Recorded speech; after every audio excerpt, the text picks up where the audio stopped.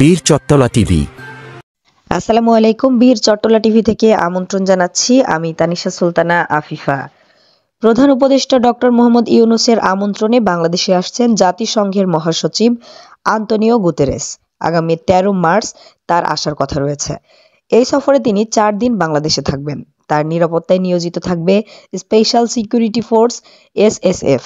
এজন্য জাতিসংঘ মহাসচিবকে অতি গুরুত্বপূর্ণ ব্যক্তি হিসেবে ঘোষণা করেছে সরকার।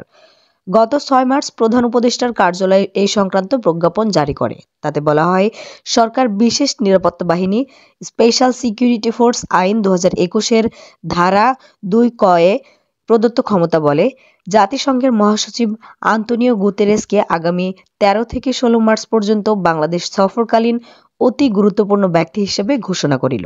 আইন অনুযায়ী অতি গুরুত্বপূর্ণ ব্যক্তিকে বিশেষ নিরাপত্তা বাহিনী দৈহিক নিরাপত্তা দিয়ে থাকে। এর আগে ২০১৮ সালের জুলাই মাসে বাংলাদেশে সফরে এসেছিলেন জাতিসংঘের মহাসচিব গুতেরেস। সেই হিসেবে এটি তার দ্বিতীয় সফর। জাতিসংঘের সদর দফতর জানিয়েছে, তিনি ইফতার অনুষ্ঠানে যোগ দিতে কক্সবাজারে যাবেন এবং মিয়ানমার থেকে জোরপূর্বক বাস্তুচ্যুত রোহিঙ্গা শরণার্থীদের সঙ্গে সাক্ষাৎ করবেন এবং শরণার্থীদের আশ্রয় কেন্দ্রে উদারভাবে কাজ করে আসা স্থানীয় বাংলাদেশি সম্প্রদায়ের সঙ্গেও সাক্ষাৎ করবেন। সফরকালে তিনি ঢাকায় থাকবেন। সেখানে তিনি অন্তর্বর্তীকালীন সরকারের প্রধান উপদেষ্টা প্রফেসর মোহাম্মদ ইউনূস, তরুণ নারী ও পুরুষ এবং সুশীল সমাজের প্রতিনিধিদের সঙ্গে সাক্ষাৎ করবেন। আমাদের আরও খবর পেতে চোখ রাখুন বীর চট্টলা টিভিতে।